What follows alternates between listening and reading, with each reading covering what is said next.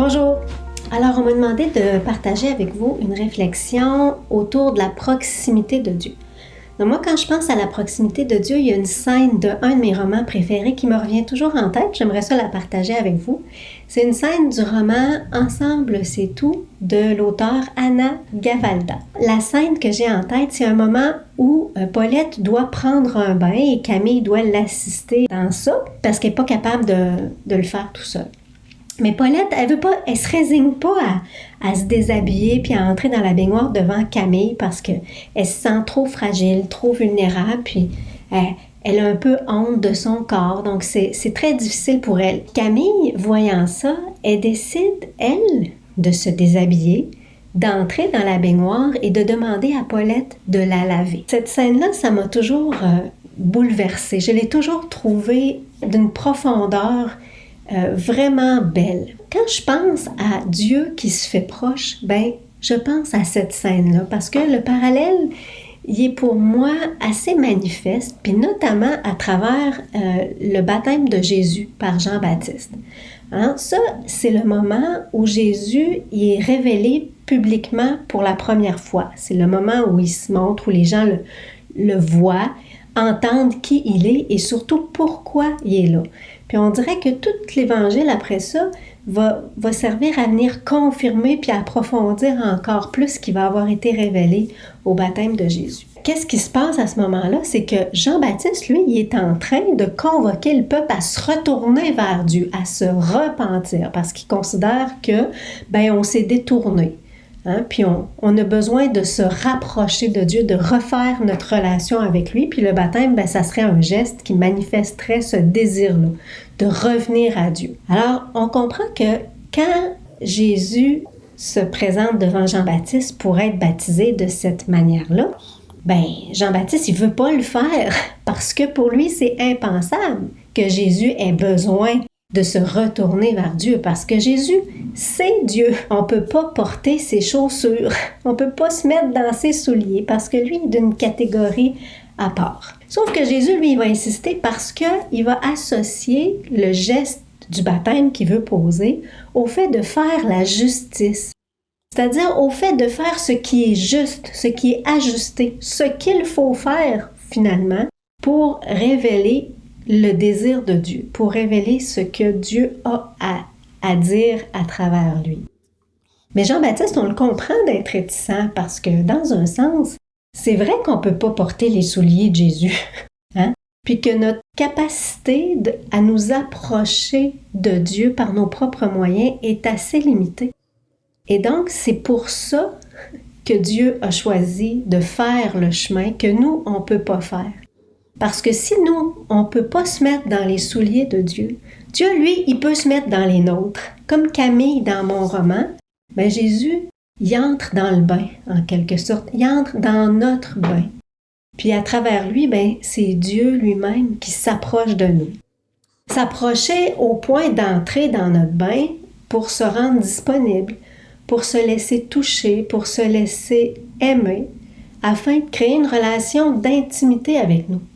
Une relation qui va nous permettre d'avoir confiance, de s'ouvrir véritablement à lui. Puis ça, ce que Jean-Baptiste n'avait pas compris, c'est que ça n'a rien à voir avec le mérite.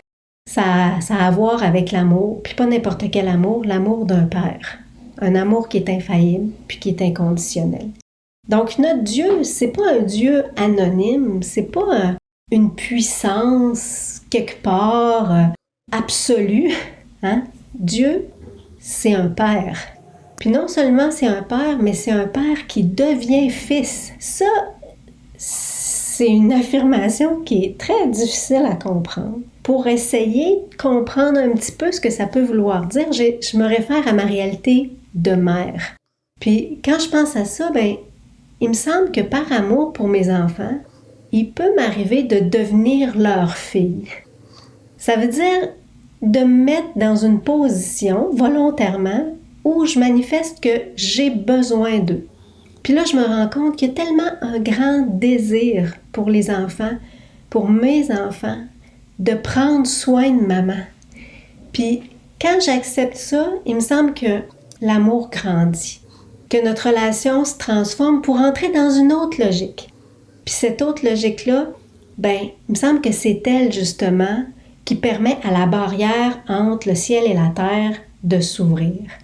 Ça doit être pour ça que quand ça arrive, j'ai un peu l'impression que ça goûte le ciel.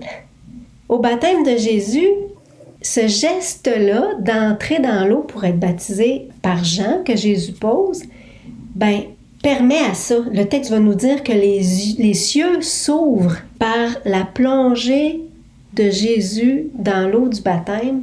Ce qui est manifesté, c'est qu'il n'y a plus de barrière entre Dieu et les humains.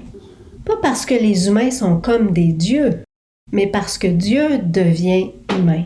Les cieux s'ouvrent, mais c'est aussi les yeux, les oreilles, puis surtout le cœur qui s'ouvre pour que Dieu puisse être vu et que sa voix puisse être entendue. Une voix qui vient dire la vérité de la relation qu'il désire avec nous, une relation de filiation. Il veut être notre Père, une relation d'amour, d'intimité, de confiance. Dans la scène de mon roman, le geste de Camille, il permet de construire quelque chose qui me semble être un peu de cet ordre-là. Il y a comme une descente de Camille vers la réalité de Paulette. Puis c'est juste comme ça qu'elles peuvent être vraiment proches, parce que Paulette, elle n'a pas la possibilité de rejoindre la réalité de Camille, parce que elle n'a plus la force, elle n'a plus la jeunesse, elle n'a plus cette autonomie, puis elle ne peut pas, par ses propres moyens, la regagner. Alors la seule manière de vraiment créer cette proximité-là, puis cette confiance qui va permettre à Paulette de se laisser aimer, c'est que Camille la rejoigne dans sa fragilité, dans sa pauvreté. Puis si elle le fait, c'est parce qu'elle considère que la relation, cette intimité-là, cet amour, est plus important que de garder la maîtrise, le contrôle sur sa vie ou encore de maintenir sa position comme au-dessus de Paulette.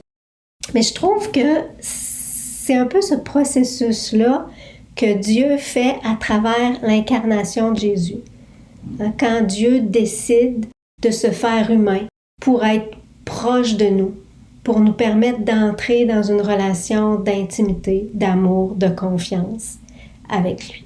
Alors voilà, j'ai le goût de vous laisser avec une question pour revisiter peut-être aussi vos expériences qui sont de cet ordre-là. Est-ce qu'il y a des moments où vous avez manifesté votre amour envers quelqu'un en choisissant de rejoindre l'autre dans sa fragilité, dans sa vulnérabilité et de se laisser aimer, de se laisser prendre soin, puis que le constat, ça a pu être que ça goûte le ciel?